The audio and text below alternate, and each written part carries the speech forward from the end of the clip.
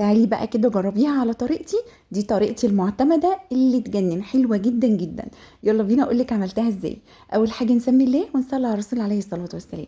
هاتي كده اوراق الفراخ، انا استخدمت هنا اوراق، تقدر تستخدمي فرخة كاملة على بعضها او صدور. هنا جبتها غسلتها حلوة قوي طبعا. فتحتها بالشكل اللي انتوا شفتوه ده، ونزلت عليها بصلايه مفرومه ناعم وملح وفلفل اسود وبابريكا.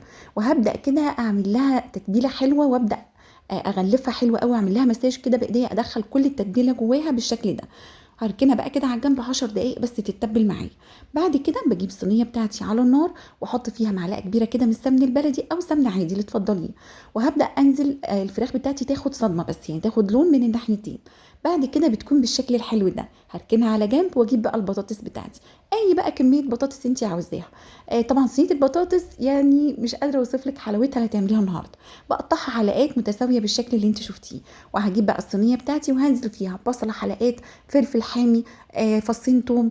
بنزل عليها بقى بملح وفلفل زي ما انتم شايفين كده، بقلبهم حلو قوي، وهنزل عليهم كمان بالبطاطس، وهبدا اقلب كله كده مع بعض. وانا بقى بستخدم ايديا كده عشان اغلف الحاجه حلو، وتبقى الحاجه كلها متبله حلوه معايا.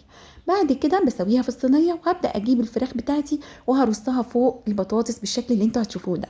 لو وصلتي لغايه هنا ما تنسيش تنزلي في الكومنتات تصلي على الرسول عليه افضل الصلاه والسلام، وتعملي لايك لاحلى صينيه فراخ هتعمليها بجد.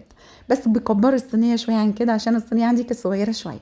بعد ما رصيت الفراخ نزلت عليها بصوص الطماطم اللي انا بعملها وبخزنها في الفريزر، بتقعد عندي يعني مش عايزه اقولك من السنه للسنه. شايفين لونها وشكلها تحفه، لو عايزين طريقتها اكتبوا لي في الكومنتات. بعد كده بغطيها بقى بورقه زبده الاول، وبحط عليها كمان معلقتين كبار زيت كده الاول خلي بالك. وبعد كده هنزل عليها بورقه زبده وبالفويل واغلفها حلوه قوي. بدخلها فرن على درجه حراره 180 علشان الفراخ عندي مش مستويه، عشان الفراخ تستوي حلو على نار هاديه كده، تاخد وتدي مع نفسها. تحفه وتجنن، واحلى صينيه فراخ هتجربيها. جربيها وعلى ضمانتي. جربيها وهتبقى دي الوصفه المعتمده بتاعتك. بتقدميها بقى مع رز بشعريه، طالعه البطاطس مستويه حلوه قوي، والفراخ طالعه دايبه كده دوبان. لو عجبك الفيديو صلي على الرسول عليه الصلاه والسلام.